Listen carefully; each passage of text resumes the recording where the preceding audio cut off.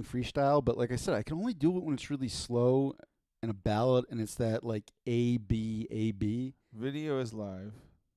You know what I'm saying, right? The A B A B format. Yeah, yeah, the old tried and true.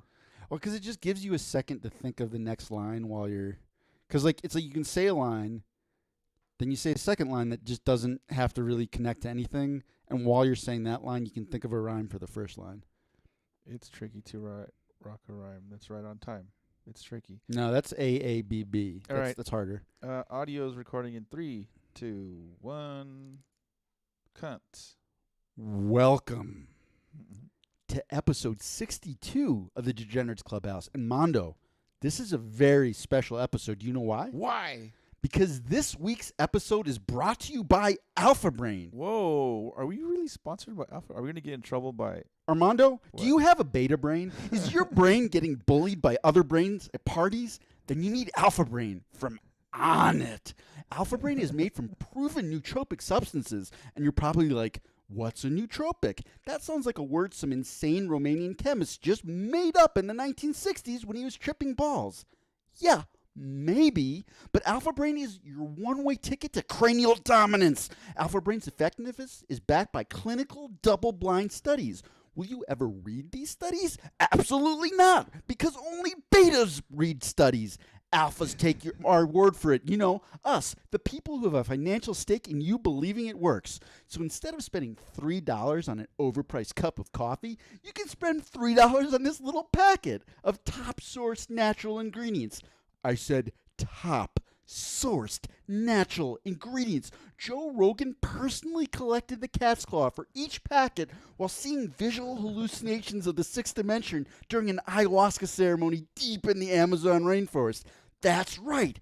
Joe Rogan, nootropics, Amazon rainforest, alpha, buzzwords, money. Stop being a beta cuck and get your Alpha Brain today. This ad does not necessarily represent the views of Onnit, O-N-N-I-T, or the views of medical science at large. If you take Alpha Brain and experience mood swings, depression, or homicidal rage, consult a doctor immediately. Like a beta puss, or go bow hunting and kill a wild jaguar in the Amazon rainforest like a fucking alpha. Onnit is not responsible. Onnit is not responsible for nootropic-related jaguar deaths. Pretty good. I was so fucking close. I almost got through it without stumbling. Ah. Pretty good. Pretty good. All right, let's take it from the top. I gotta go nail that last line. Okay, ready? 1, 2, 3, go. I did actually. I mean, this little thing I'm holding up. I did buy this from Sprouts. This is the real Alpha Brain. Yeah. Well, what do you think about the product? I mean, I know you're kind of goofing on it, but does the shit? How long have you had it? Have you tried it like a couple times already? Or this is first time? I tried the pill form like years ago, and I felt like it did absolutely nothing. But I tried this, and I think it worked somewhat. Because I've been writing a lot more. Gave up video games. I guess more than a week ago now, and I've been trying to get a lot of writing done. And sometimes I can get in like a really good flow state where I'm just typing stuff out. It's great. And sometimes I'm really struggling. And the one time I used Alpha Brain, I did get in that flow state. I don't. To be honest, I don't know if it works better than just regular caffeine though. You know what you should do is you should put it in a bottle with water and then dunk a tampon in it and then put it in your butt and see if it really works. Oh wow! You're saying like rectal? Yeah. Why do I feel like Joe Rogan would be really on top of that? I mean, like you know what we really need to. So Alpha Brain suppositories. Yeah, yeah. I think we got to pitch that. Why do I feel like they'd be on board with that? They're like, yeah, it's not gay if you put it in your butt yourself. Only alphas stick stuff up their butt. Betas drink things like little pansies. It takes a real man to wait. Huh, what? You know what, Mondo? I had not thought of that. I will conduct my own double-blind study. Whoa! And get back to you. Yeah, let me know. Let me know. So you think the powder way works a little bit, or? Well, I guess part of it too is this is labeled Alpha Brain Instant.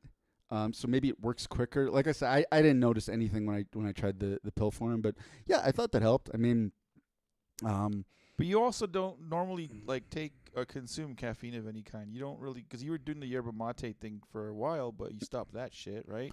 No, I still take yerba mate. I just stopped doing the really sugar one.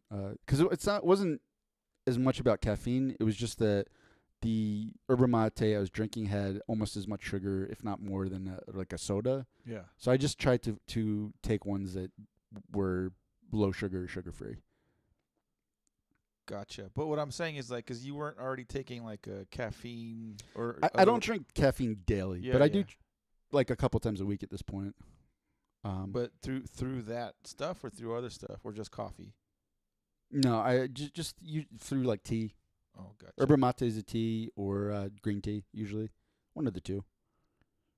Yeah, I have to mix in coffee and tea, but so alpha work. But I wonder. Okay, now I'm really wondering what happens if you take Alpha Brain, you mix it with yerba mate, and then you do it as a suppository. Whoa! Holy shit! Like, I think you just like transcend space and time at that point. You become fucking enlightened. That's fuck. That's how Stephen King does it. That's how Stephen King writes his novels. Yeah, so fast. He does Alpha Brain and caffeine Up his butt. up his butt. That's the. Well, in reality, I think the way he did it was just like a lot of cocaine, but. You think Stephen King does drugs? I don't think. No, he doesn't anymore. He 100% did coke. Did he? Yeah. He seems like such a nerd. Like, he seems like he wouldn't do that. But then again, like, aren't a lot of writers on like a form of like Adderall or basically speed? You know what?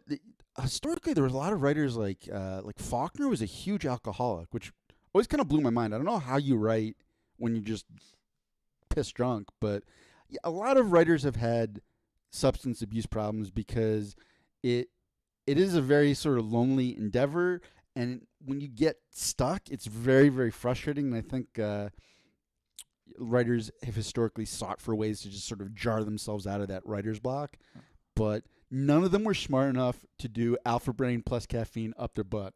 So we're next level with that. But yeah, Stephen King. I heard him in VR.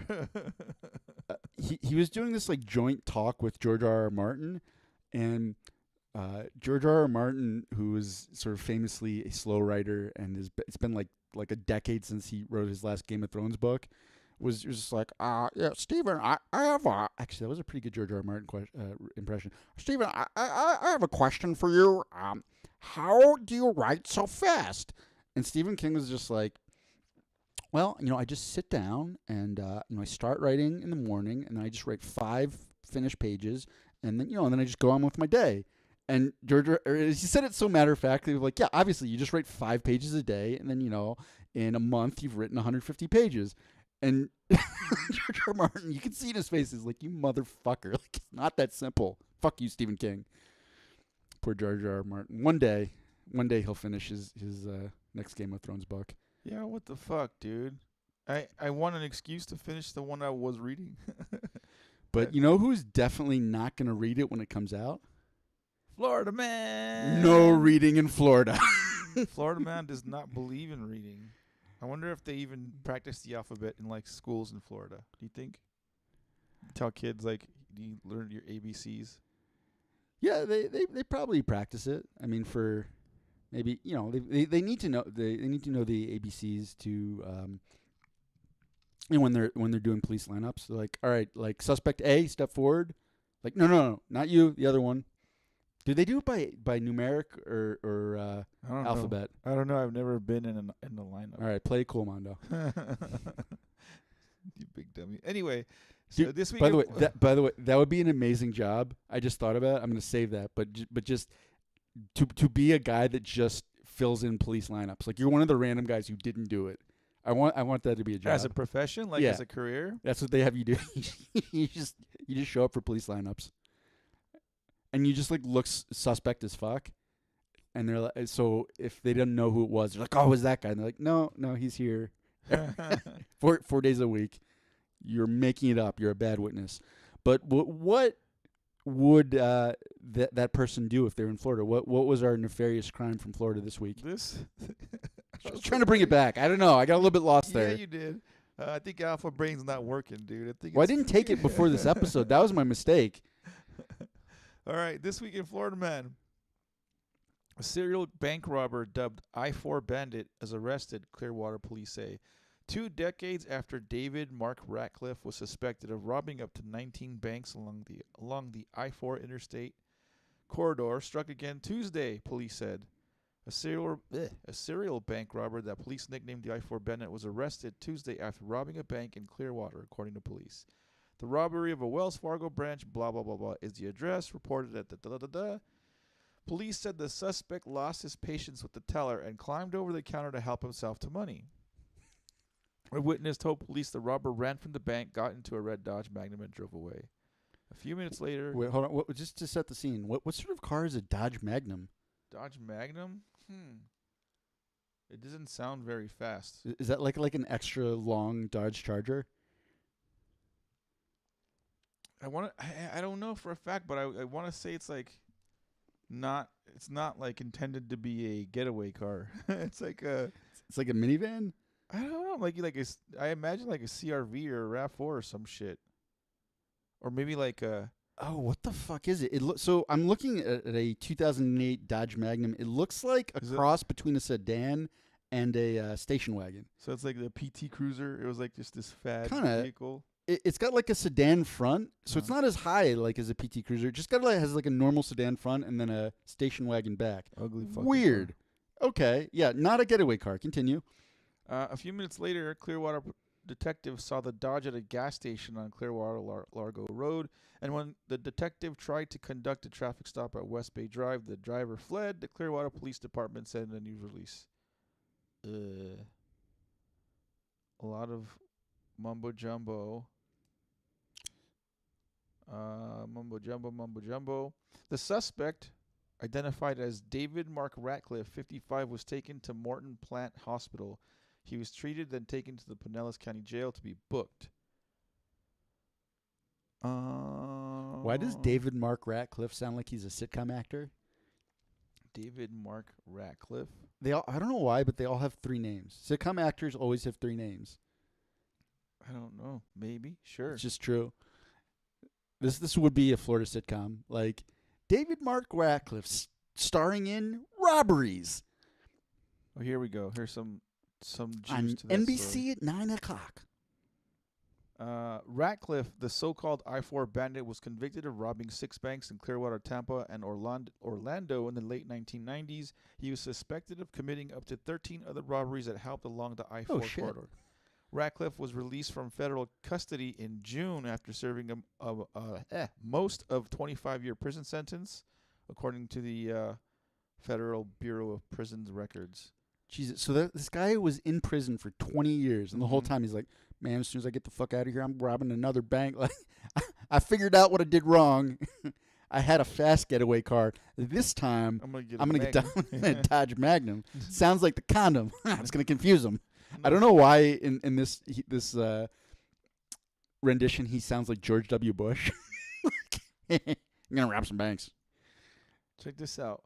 Police say he is also suspected of committing bank robberies in Temple Terrace and St. Petersburg earlier this month. So this dude literally got out and was like, fuck this shit. I got to go start robbing more banks and go back to jail. He had 20 years to like think it through, and this was the best he came up with. God damn. He doesn't look like what was his name again? His name was... David Hyde Pierce. David Mark Ratcliffe. Who is David Hyde Pierce? I know he's a sitcom actor. Sounds like an actor. David Mark Ratcliffe. This guy does not look like a David Mark Ratcliffe. This guy looks like maybe a Dominican Republican. He's kind of got my bald thing going. Well, David Hyde Pierce was Niles from Frasier. I told you, they all have 3 names. Never watched that show. Nor did I. All right. That was it for Florida Man. This week on the wonderful world of Reddit, as soon as my fucking webpage loads up, here we go. Reddit question number 1. What celebrity would you marry if they asked you to without any date prior? Okay.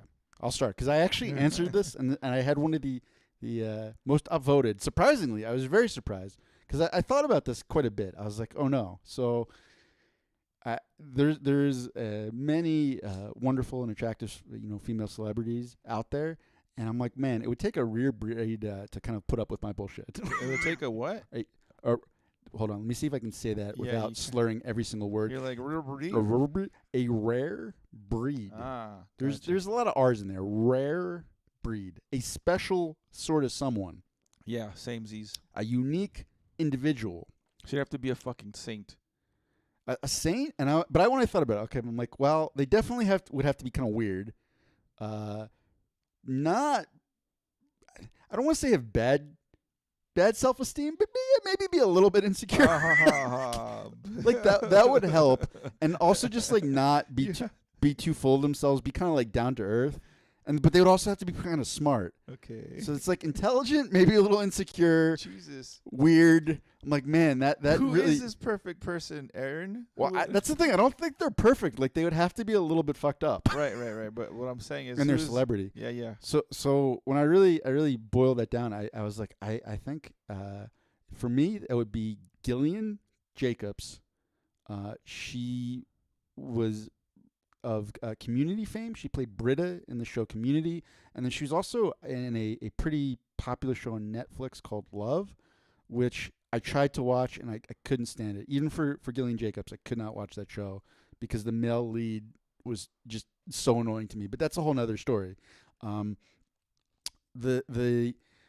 heard Gillian Jacobs a few times on another podcast called Comedy Bang Bang, and I really hesitate to mention that because I'm like, wow, that's a show that's sort of like this one, but a lot funnier.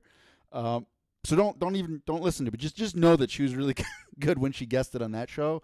And then there was one clip in particular where I don't even understand what this show was. It was some sort of game show where you had to figure out if these two people were lying and what they were lying about.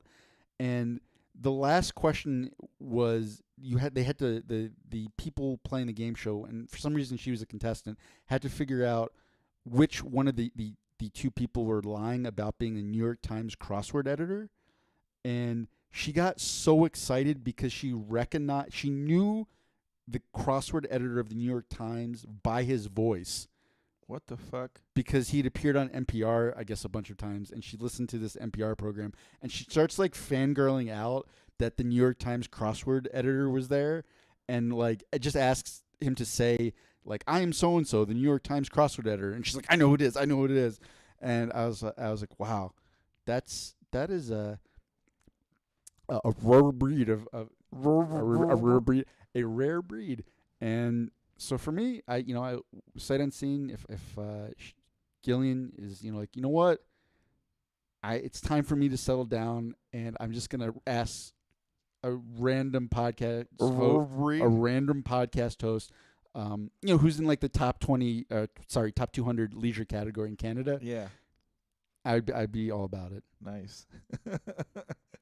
That's funny because we just discovered who Aaron's celebrity crush is, and I never even heard of this chick before. I looked her up. She's kind of cute. She's kind of hot.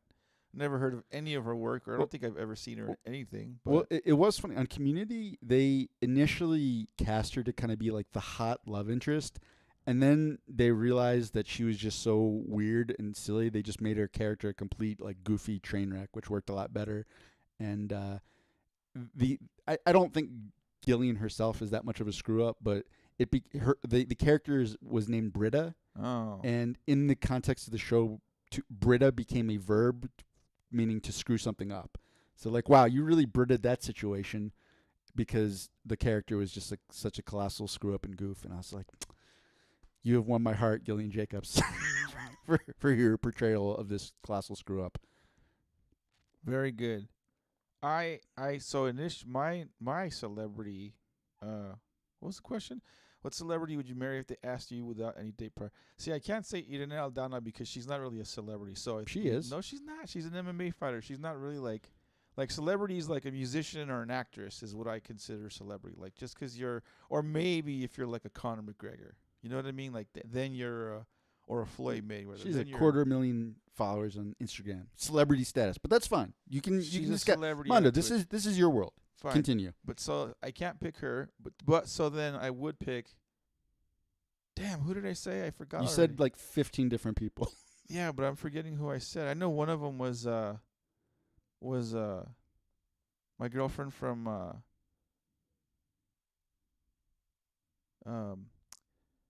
God damn, why am I drawing a brain fart? I don't know. I mean, I think we have learned though that slurring your words not ideal for a podcast, but just like incoherently mumbling, that's much better. But but I can fix incoherent mumbling. That's a good point. I could delete that. You could. Just Jennifer Lawrence, that was one of them. Jennifer Lawrence is one of them. I can't think there was a second one, but I can't think of who it was. But Jennifer Lawrence is hot. And so you're basing it off of her just being hot, or is there anything else? Yeah, just 'cause she's fucking hot. What else? There's no need to be anything else. She's just hot. Her personality seems I don't know. She seems pretty down to earth. I don't know. She seems kind of like tomboyish, sort of, kind of, not really, like, also not like how old is she now? Too full of themselves, like, just kind of like, you know. Oh, the other one was Charlize Theron. That was the other one I had in mind. Charlize Theron's also another one. Just seems to be very down to earth. She pokes fun of herself often, and then, you know, she's also very attractive. And what is she, like, fucking Australian or some shit? No, she's South African. South African, that's what I meant. One of those weird ones. It's like a completely different continent, but all right. Close enough, God damn it. It's not in the United States. It's not North America. It's over there. It's on the other side. She can speak Afrikaans. Afrikaans? Yeah, I mean, Charlize Theron's amazing, but I feel like she's way too classy and sophisticated for me. And after like a week, she'd be like, "What the fuck?" But you know, so I don't. Maybe I'm reading too much into this. But there's certain actresses that play characters so like, whenever they've played like a down to, or like, okay, another one that I can think of is like Drew Barrymore. Like, whenever she's played roles with like Adam Sandler, where she's like the female love interest lead, she always plays like a goofy. It feels like she's just being herself. And I get the same when Charlize Theron does certain roles in her, like, in her, like career. Mad Max Fury Road. Yeah, you're like, yeah, like Furiosa. That's who I want to marry. You got fucking no arm and just start punching people and shit. I just want like a very monosyllabic assassin who will just murder me if I step out of line. Perfect. No. She turned me on when she was in Monster. Ooh, those teeth. I have not seen it, but that's a role where she gained a lot of weight. Yeah, she plays a fucking serial killer. She's all ugly. She fucking puts on like prosthetics to like really look ugly. Anyway, okay. So if we're talking about celebrity crushes, we don't really know who the fuck these people are. So you kind of just base it off of what you think they are. Like, if they play a character and they play that character pretty well, they're probably playing it like, you know, they're being themselves, not so much as just acting. Well, so I'm basing it more off of when I've seen them in interviews or things like that, where they're ostensibly not playing a character. And I think a lot of the interviews, they are sort of affecting a persona. You know, they're trying to come off a certain way. But to your point, I think Jennifer Lawrence, Charlize Theron, and Gillian Jacobs are all very much themselves, because they are kind of down to earth people. But Charlize Theron in particular, I'm like, yeah, she's amazing. She probably would not really click with me. But you know, Mondo, you're a better man than I am. Maybe you're what she's been looking for all these years. Yeah, I know she dreams about me. It's all good. Some of the answers on Reddit, user Airy_Broek writes, Paul Bettany seems to be a valid choice considering he is married to Jennifer Connelly. Oh fuck, I forgot about for Paul 18 Bettany. years. I'm changing my answer. Without being a couple prior to proposal. Wow, that's crazy. Another user, Theo.99 writes, Isla Fisher, whatever. Sorry, Borat. I take your wife. Yeah, she's hot. She's very attractive. Yeah, she's hot. Feisty. Sounding looking. Wow, so they just didn't take into account whether they're married at all. No, fuck no. I was like, yeah, no, I don't want to marry someone who's already married. For me, that's a deal breaker. Some chick, Slime Princess 451 writes, Hugh Jackman. He just seems like a really sweet man and very easy on the eyes. Hugh Jackman. I don't know. I can't see anything but Wolverine. A lot of these are dudes. A lot of these Redditors are all women, man. They're all horny women. There's a bunch of like dude celebrities. I'm trying to find just like for this question, apparently. Some dude, Cabernet in the Woods, writes Monica Bellucci anytime. Okay. There's some chicks that are like hot, but they're just come on, kind of. I don't know. Their bodies, their physiques, all that comes off pretty fake. I like naturals. Okay. Hot. Well, I gave relatively little consideration to. I mean, sorry, Gillian Jacobs, beautiful girl, but that wasn't like the primary thing I was looking at. Oh, shut up. You shallow motherfuckers, every single one of you. Shut up, Mister. Hey Mondo, why Jennifer Lawrence? I don't know, she's hot. Yeah. I saw that big data hack when her nudes leaked, and I was like, that's the one for me. Yeah, hell yeah. You know what? I did have those. I have those on my phone. I used to have them on my phone. Yeah, no, we know, Mondo. You didn't have to tell us, and we were already completely aware of that. That was it for Reddit question number 1. Reddit question number 2. What are the best jobs for people who are lazy and have zero ambition? I think that's kind of easy. Okay. Like someone that doesn't have to leave home and just makes money from just sitting on their fat butt and doing absolutely nothing. Like, be a fucking Twitcher, like a streamer. Dude, like, streaming's hard. No, once you have all the equipment and all the bullshit, you don't have to leave your house. Yeah, but it's extremely mentally taxing, and to actually get enough of a following to make money, you have to be really good at it. I don't know, dude. I think you just have to be. I've streamed before. It was exhausting, and it's really hard. If you're able to be controversial and then just get a small enough of a gathering, and that little amount of controversy gets you followers, and next thing you know, you make it. I think you're completely underestimating how difficult it is to actually build a following on Twitch. I think YouTube would be much easier.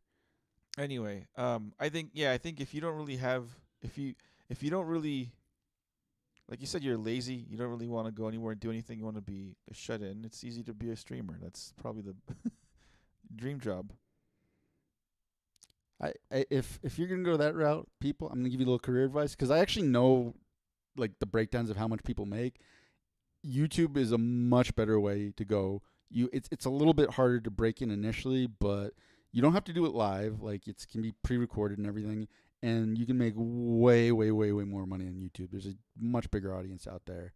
So Twitch streaming, it's a really way more stressful than you would think. And what would you be streaming, Mondo? You're streaming I'm a not game? saying, or? no, you'd have to have a fantastic idea. You have to have something, some gimmick, something.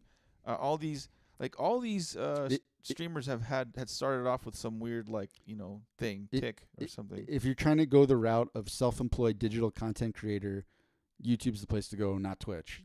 Okay, yeah, well, that's all the same. I mean, social media or something where it's just streaming.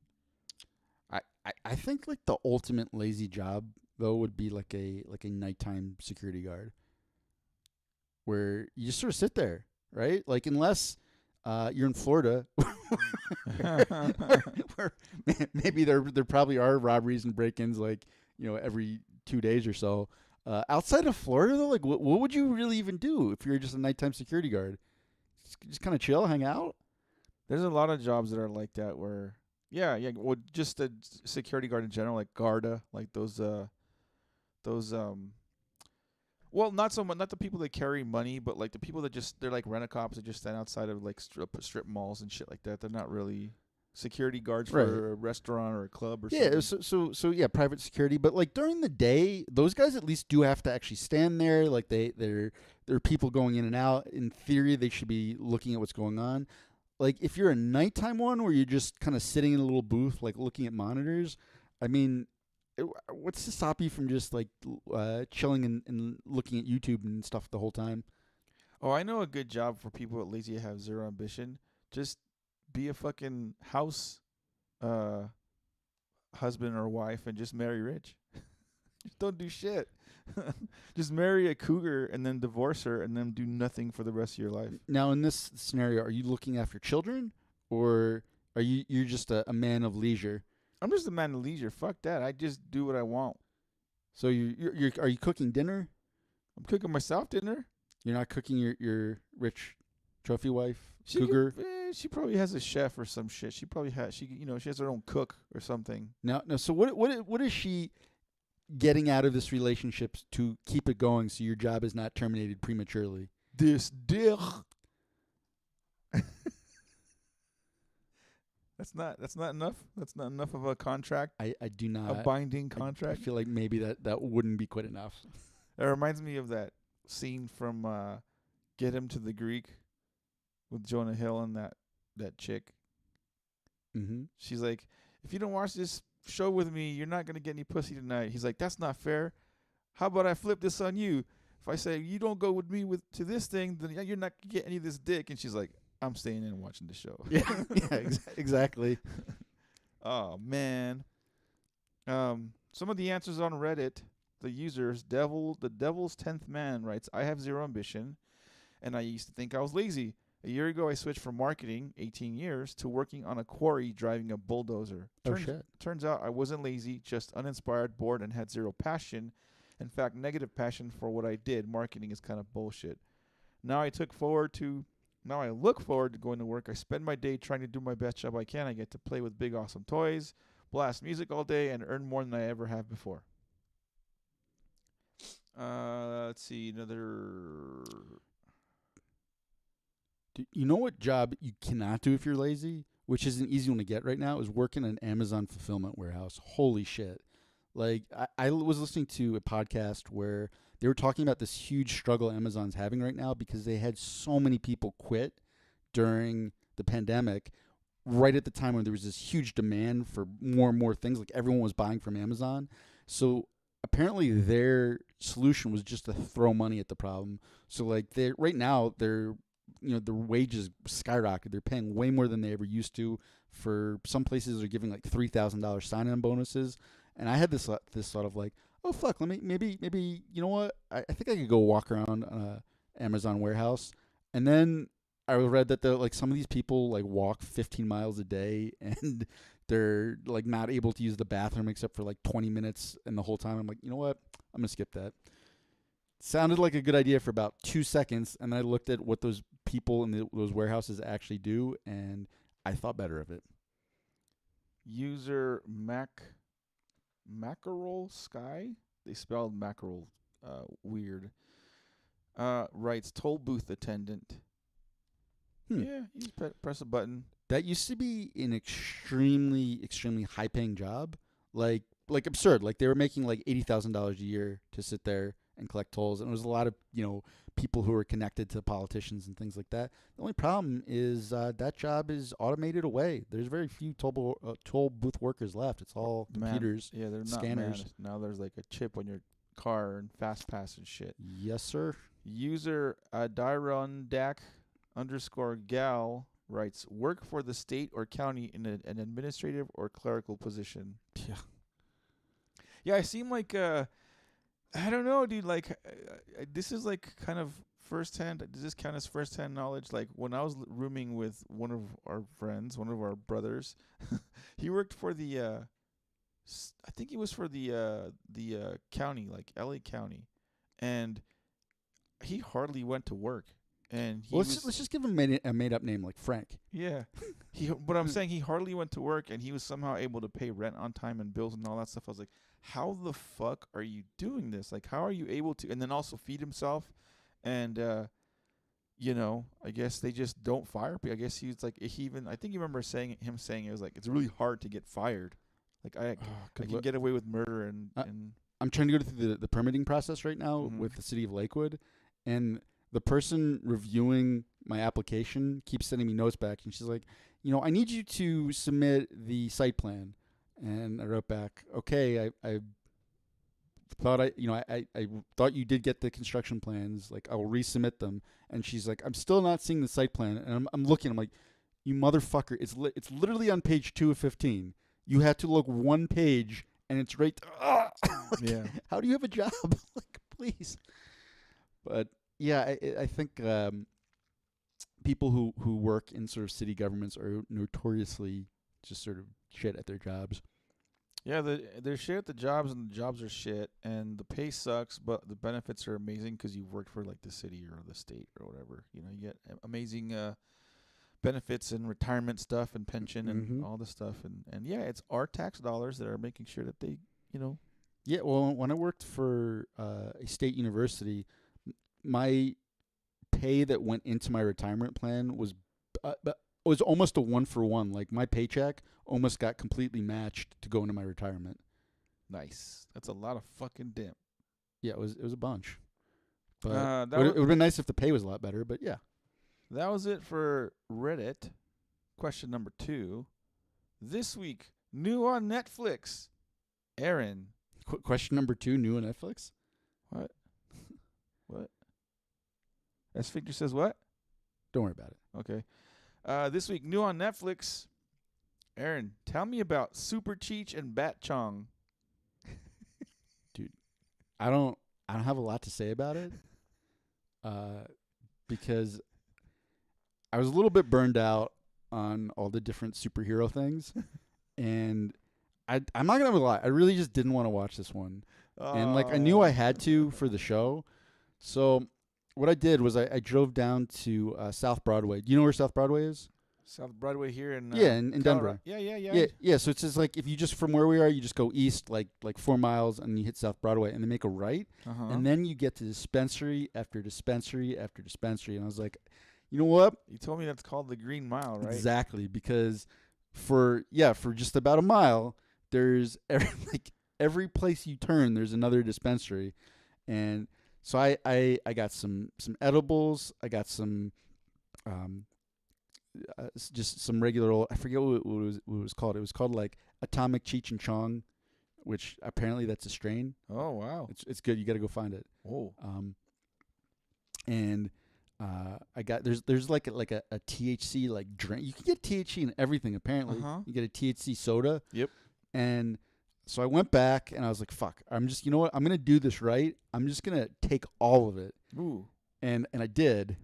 And I remember very little about the show, if I'm being honest. So wait, so what was the name of it again? Super Cheech and Bat Chong. Yeah, so it was I know there was Cheech, and he was wearing like really bright sort of Superman spandex, but it was like all multicolored rainbowed. Nice. And then there was Chong was in a Batman-esque costume, but like instead of like Batman is like one of like the sleek black leathery bats. It was like a very furry bat. Kind of looked like the furries. Oh, holy shit! He kind of had that vibe going on, and so I remember that. I definitely remember that they were smoking a lot, and every time that they took a hit on the show, I took a hit, which was a bad idea. And then I remember a part where I think they were fighting a villain, and he came into my room out of the TV. Stupid. And he kind of looked like a giant nugget of marijuana. What the fuck?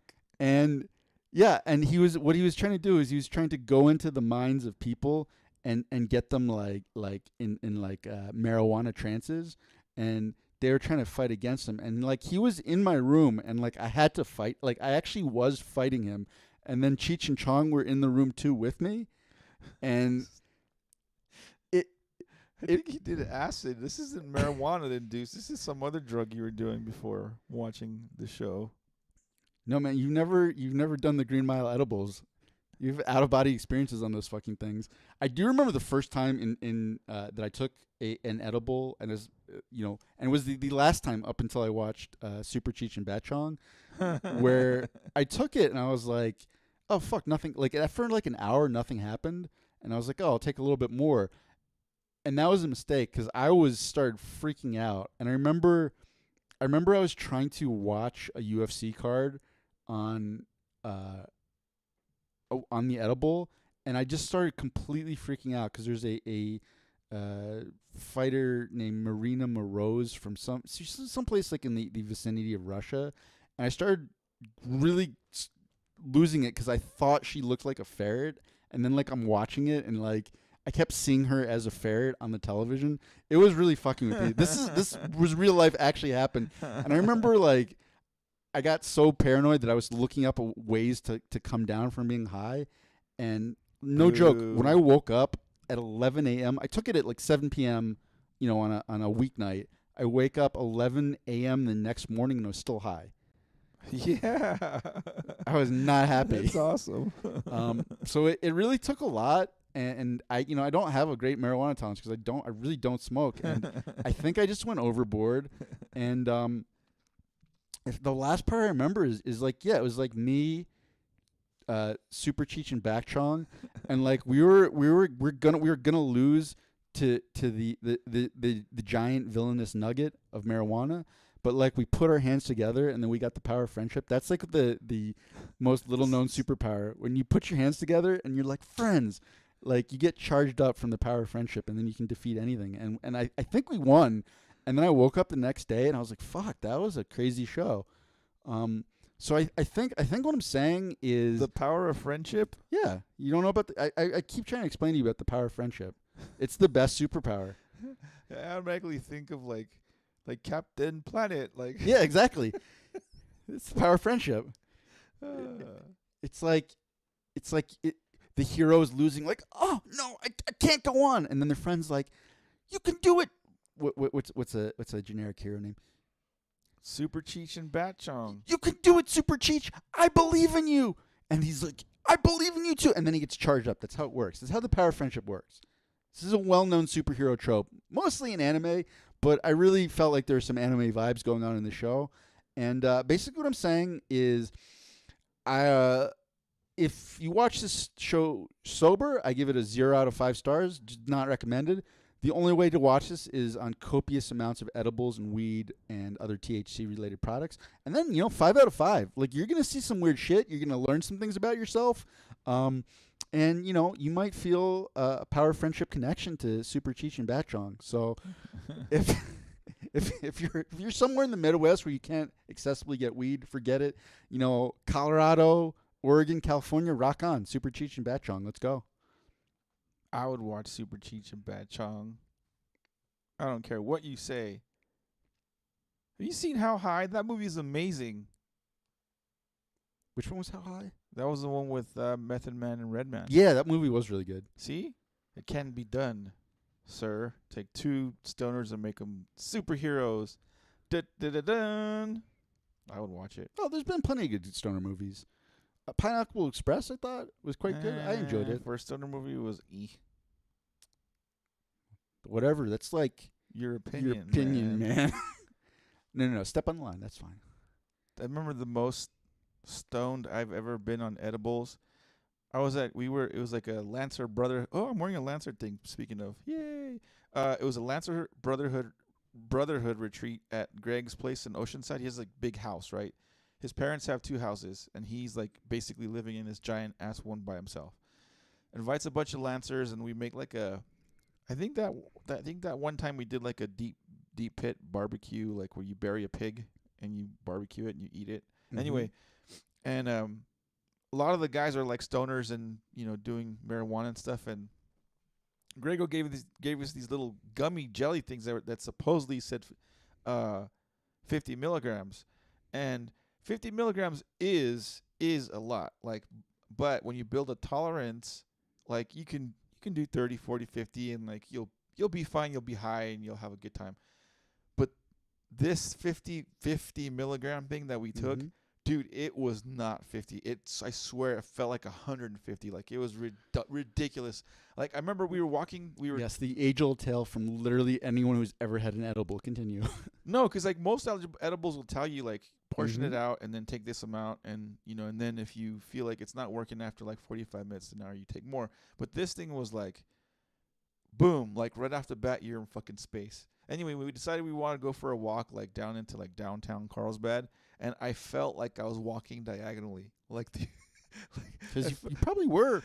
I felt like my body was doing this the entire way, like down this like beach boardwalk thing. Yeah, I had a good time. Not really, because we sat on the couch and did absolutely dog shit after that. That's how baked all of us were. Anyway, moving on. The real show on Netflix that we're about to discuss is, drumroll, The Outlaws. Aaron, did you watch it? I did, but I've only seen 3 episodes. So let me ask you Okay. some questions because you've seen the entire 6 episodes. Is that 6? Yeah. 6 episodes. so? It's kind of like a mini series. Mm-hmm. So just to fill in a few quick facts, this is a BBC One miniseries, Uh-huh. 6 episodes, written by Stephen Merchant, who was one of the like co-writers of The Office. So it was Ricky Gervais and Stephen Merchant were the ones who did the British Office, which then came to America and became The Office with Steve Carell that most people know.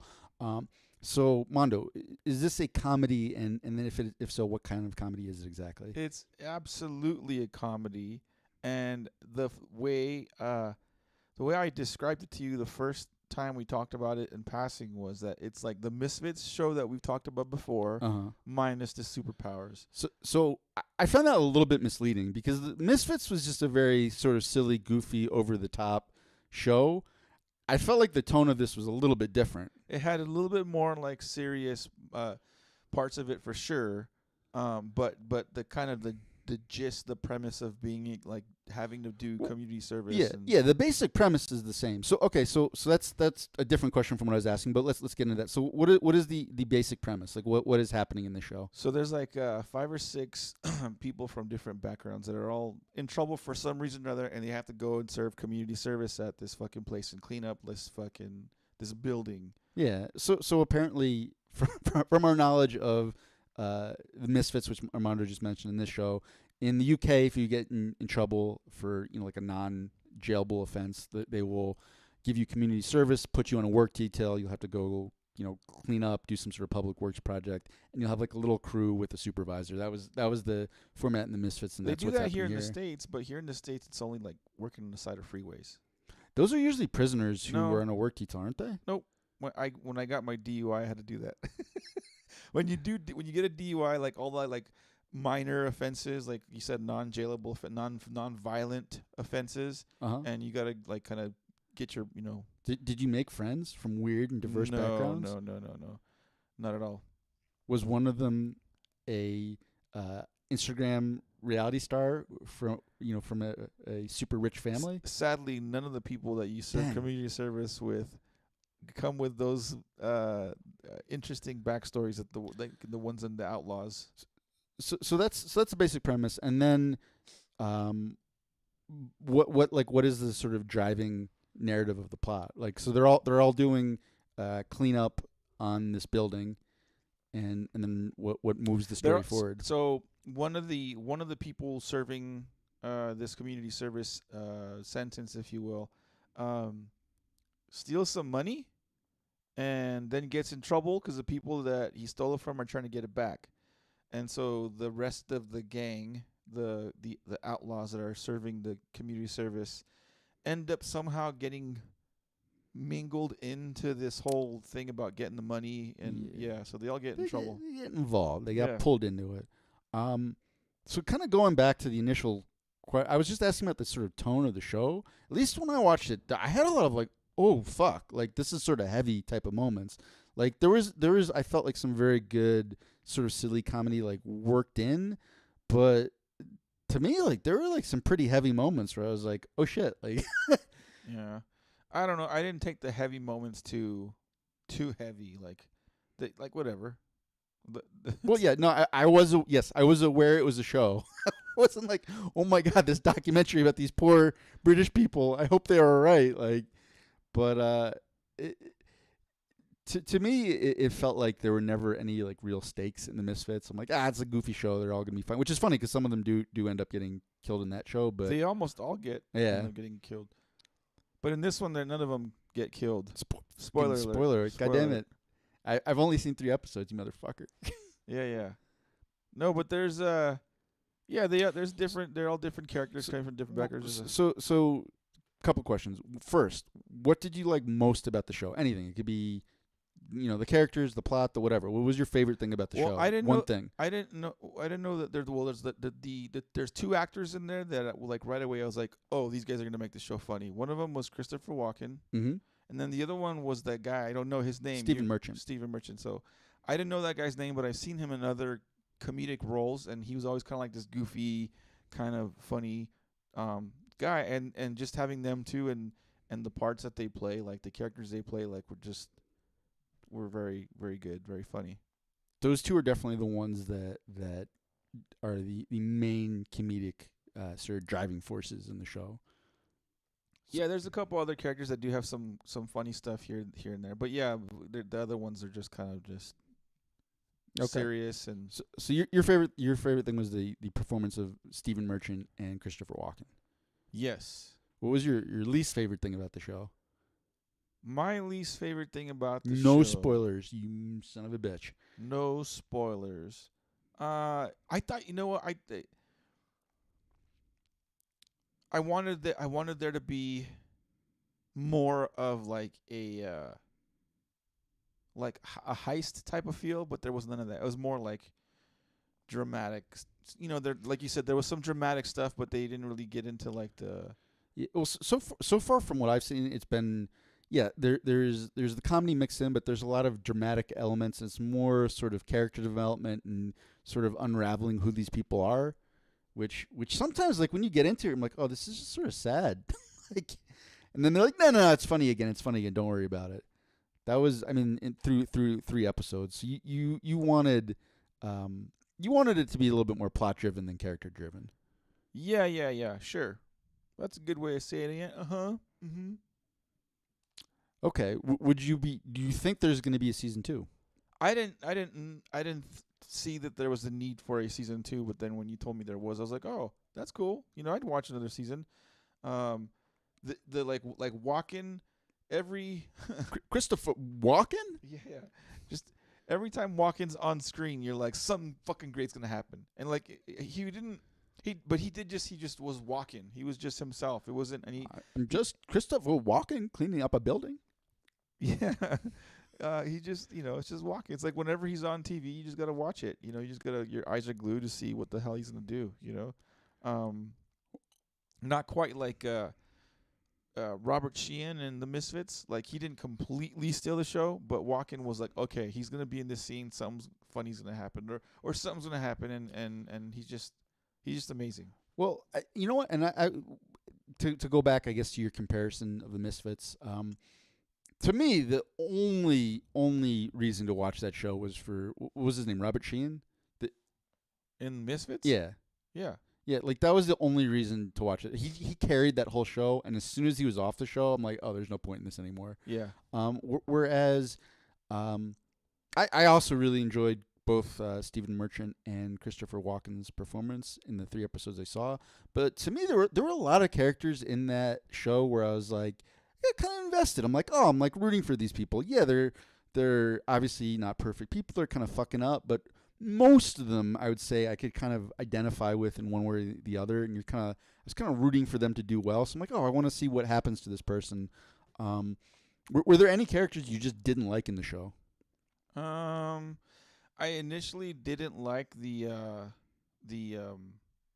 I guess the business owner guy, the guy that So there's one scene. Let me actually, they show summed it up perfectly. There's one scene where there are these two younger people. There's a girl who gets thrown in there for shoplifting a ton of stuff, and she's sort of like a studious, sort of goody girl who has a Asian mom, and her way of sort of breaking out of this restrictive lifestyle. She steals a lot of stuff, and she's talking to this black guy, and she's like, oh, everybody here is a type, and he's like, what do you mean? And she's like, they're all types. And he's like, well, what are the types? And she's like, well, there you've got your right wing blowhard. I don't know if she said blowhard, but like your right winger, and that was the business owner that you're talking about. Yeah. And then you've got your like lefty protester, and that was the this black lady, literal protester. She got arrested for a protest stunt that she did, and she's like, and you've got like the old shifty guy, there's Christopher Walken, and you've got the socialite pop star, and then you've got whatever Stephen Merchant is. He was the only one where she's like, oh, whatever the hell he is. And the guy's like, what am I? She's like, you're the bad guy, or the bad boy. And like, it's nice. They are kind of archetypes, but they do a nice job fleshing them out and kind of giving them depth. So yeah, at first, like the two characters I was like, you guys are both just annoying as fuck. Were the business owner that you're talking about, the right winger, and then the lefty protester. I'm like, you're both just goddamn fucking annoying. But particularly with the business owner, like where you kind of get to know his backstory a little bit more, I'm like, you're still a twat. Yeah. But okay, I can see where this guy's coming from a little more. I can see why you're a twat. Yeah. I understand why you're a twat. You know, you're and the same with the crazy sort of kind of protester bitch. You're like, yeah, you're nuts, but I also understand kind of what drives your psychosis or whatever you want to call it. What makes you tick? What gets you going? And you know, Mondo, what really gets me going is yerba mate and alpha brain enema. Courtesy of Onnit, ONNIT. The Outlaws is not officially sponsored by Onnit, but they could be. So you did not like that guy, but do they get more into their characters? Because in the third episode, they just started to kind of get into those two characters' backstories. Well, like a lot of the characters, like even like okay, there's the business owner guy and the crazy protester chick. They got kind of redeeming qualities to some of their assholedness, and they developed the characters a bit more, and you know. Oh, and it's funny. One of the things is, and I kind of thought about this was, there are shows where, and this is another kind of weird correlation, but I felt like Cobra Kai was a lot like this too, where there's characters who are very flawed characters and they fuck up, but like they have redeeming qualities and they're actually trying to do good even if they're not necessarily succeeding. And like something about that to me is always really compelling. I root for characters like that a lot more than someone who's like just good or just bad, or you know, it's like you're doing your best. Like Jaime Lannister. Yeah, in a way, right? Lannister was like probably, to me, like the best example of this fucko. When you get introduced to him, you're like, oh, you're a fucko. You're a worthless piece of shit, and you fuck your sister. And then he doesn't kind of redeem himself.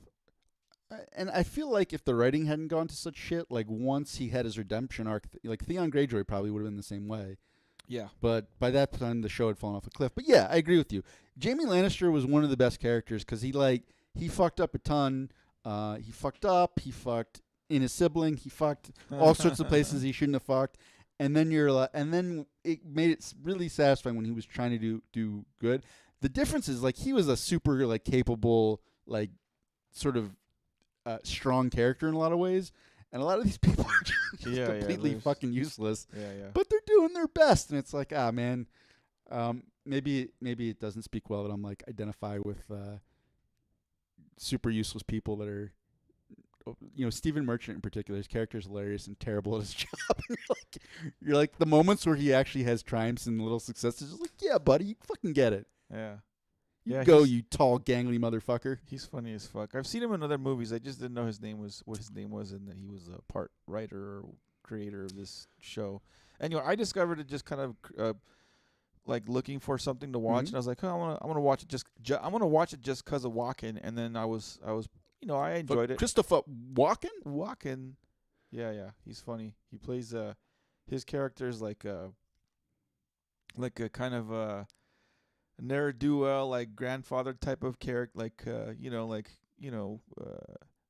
old patriarch that's done some bad in his time, and he's kind of like just fucking. He's an older gentleman of ill repute. Yeah. But he's funny as fuck. A shyster, a con man. I don't know what accent I'm doing now, but you get the gist. So if on a 1 to 10 scale, 1 being okay. Let me back that up. On a scale, 1 being like 1 walk-in, and 10 being a full blown walk-in, what would you rate this as? How many walk-ins would you give this? Little man, I give it about 7 walk-ins. 7 walk-ins? Yeah. That's a abundance of walk-ins. Oh God. He's fucking great. He's so good. I'm catching up like on other shows where like I'm already watching like Fear the Walking Dead and all these other shows on the side, and I'm getting caught up with those. And whenever a new episode dropped for the Outlaws, like whenever like there's like 5 new episodes came on from 5 different shows, Outlaws was one of the first shows I wanted to watch. If that makes sense, if that kind of puts it in. Mm-hmm. And, there's all these other shows that I've been watching for years and years, and like I'm like, I really want to know what's going on in this show. Mm-hmm. So it made me want to watch. Yeah. Oh, I agree. I mean, so you told me about it last night. So I tried to watch some episodes just to catch up for the podcast. Yeah. And it was to the point where I'd finished the 3rd episode, and I was like, I really want to keep watching, but if I do, I don't think I will show up in time for the podcast. Dude, I went to bed at 4 in the fucking morning. Oh no. I did not mean to do that, but I did. And then I woke up at 8. I was just, yeah. Armando, you need your beauty rest. Dude, fucking, yeah. I mean, you really need it. Yeah, I do. Coffee. I you know what? Through 3 episodes, I give it 8 out of 10 walk-ins. And that's just, I just really enjoyed the show. Like, I'm engrossed. I like the characters. Yeah, I could see maybe it falling a little bit flat if there's not as satisfying of an ending. Maybe that speaks more to the lack of sort of some plot-driven elements that you're talking about. But yeah, so far I've really enjoyed it. So if you are looking to watch it right now, it's only available if you sail the 7 seas, or if you have a VPN, you can watch it. I think for free on the BBC One app. But in the near future, in the next like 2-3 weeks, it's supposed to come to Amazon Prime, so you could watch it there. So, if we develop a UK following, you guys can watch it right now. And if not, I highly suggest you guys check this out once it becomes available on Amazon Prime. Yeah. This show is walking approved. That was I should let it go. Do you have anything else to add to this episode, sir? Yeah. I climbed a 14er this week. Yeah. It was terrible. It was Yeah. really awful. The weird part is I actually kind of want to go do another one next week, and I don't know why. Because it's sad. It's I imagine it's one of those things that when you're done, you're like, fuck yes, I did this. It's an achievement type of thing. I don't know. It was weird because 2 weeks ago I accidentally ran a marathon. Uh-huh. That's how I felt after that. I was so tired, like my legs barely worked, and I was like, oh, I did it. I didn't think I would ever do a marathon. The 14er, I was just like, why did I do that? It was mentally tougher than anything. The marathon was way harder physically, but like. So there's a couple things. Like you remember that first feeling when you were in Flagstaff when you're trying to get used to the oxygen? Uh-huh. It was like probably like that, but like way worse. Because I kind of thought just being at higher altitudes, like some of the marathon I did was between 8,000 to 10,000 feet. Like that was sort of the elevation gap. But once that 14 or 14,000 feet, like the air is just so much thinner up there. So even when I started, it was troublesome. There were a lot of times near the top where like it was weird. I didn't feel like I was out of breath, and my muscles didn't feel that tired, but my heart just started beating so fast for no reason. And I guess it was just because my body was trying to circulate my blood faster because there wasn't enough oxygen. But that was alarming when you just like it doesn't feel like there's any reason that your heart just starts beating out of your chest. I'm like, and I also I guess I got there a little bit too late, and I realized that I was the only one on this fucking mountain. So Nice. like if something went wrong or whatever, like no one was coming to get me. There's Nice. no cell reception, nothing. And yeah, when I got to the top, I climbed Mount Bierstadt, and I'd never gone up that one before. And there's like huge cliff face to the right, like huge drop with like all these like rocks and jagged outcroppings to the left, and it was like very narrow. I mean, not to the point where you would necessarily just like take a wrong step and fall, except for the fact that it had been really warm when I was going up, and then clouds just completely obscured the sun. The temperature dropped a ton. I mean, I know it was below freezing because I had a water bottle and that just froze solid while I was climbing it. And when I got to the top, it was super, super windy, like huge gusts. And I was like really, really dizzy. And then I'm like looking at these these cliffs like, oh no, like I don't want to be up here anymore. And so that was my 14er. You know, I guess what I'm saying is if you're like, hey, should I watch Super Cheech and Batchong on a ton of edibles, or should I go climb a 14er? I say go get the edible, son. It's I don't know if it was you're gonna climb a mountain either way, and maybe do it from the safety of your own home. Right on. Well, hope you guys enjoyed the episode. It's already over an hour and 75 minutes long.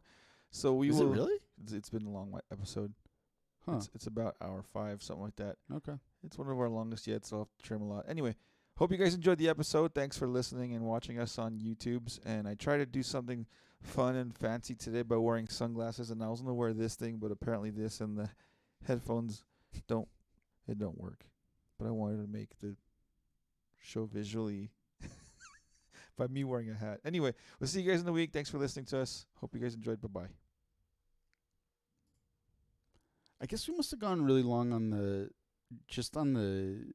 the